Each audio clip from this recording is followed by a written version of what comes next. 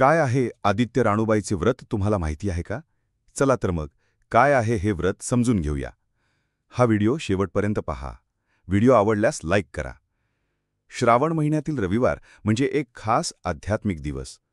या दिवशी सौभाग्यवती स्त्रिया सूर्योपासना म्हणून आदित्य राणूबाई व्रत करतात. त्या दिवशी लवकर मौनाने उठून स्नान करतात. पूजेची तयारी करून देवघरात पूजेच्या ठिकाणी रांगोळी काढावी. लाकडी पाट घेऊन नागवेलीच्या पानावर रक्तचंदनाने आदित्य राणूबाईचं चित्र रेखाटावे. त्याचं पूजन करावे.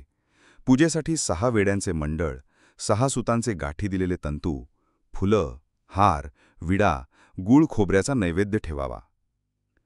आदित्य राणूबाई यांची षोडशोपचार पूजा करून नैवेद्य अर्पण केला जातो. कथा वाचून आरती करावी. श्रावणात प्रत्येक रविवारी ही पूजा करावी. पहिल्या रविवारी पूजेत सुरुवात केल्यावर त्यात खंड करू नये. राणूबाई ही सूर्यदेवाची पत्नी मानली जाते. कथेनुसार एका राणीने ही कथा न ऐकल्यामुळे तिला दरिद्रता आली, पण नंतर तिने पश्चात्ताप करून पूजा केली, कथा ऐकली आणि तिचं वैभव पुन्हा परत आलं. हे व्रत श्रावण महिन्यातील प्रत्येक रविवारी केलं जातं. शेवटी माघ महिन्यातील रथसप्तमीला याचे उद्यापन केले जाते. त्या दिवशी ब्राह्मण सवाषणेला आमंत्रण दिलं जातं. यथाविधी दक्षिणा व भोजन, सौभाग्यवायन दिलं जाते. हा विधी केवळ परंपरेचा भाग नाही, तर आपल्या कुटुंबाच्या उज्ज्वल भविष्यासाठी, आरोग्य आणि तेजासाठी आई-आजींनी जपलेली श्रद्धा आहे.